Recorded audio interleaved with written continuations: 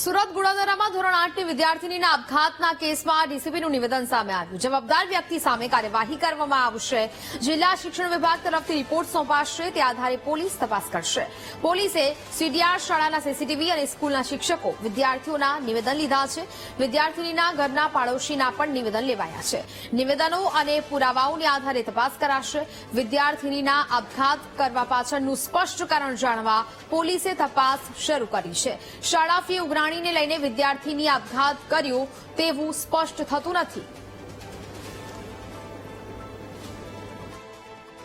હાલના સ્ટેજે એના ફાધરે શરૂઆતમાં એવું મીડિયામાં સ્ટેટમેન્ટ આપેલું હતું કે સ્કૂલની અંદર ફીના લીધે થઈને એણે આ પગલું ભરેલું હોઈ શકે. તો પોલીસે દિશામાં પણ તપાસ કરી રહેલી છે.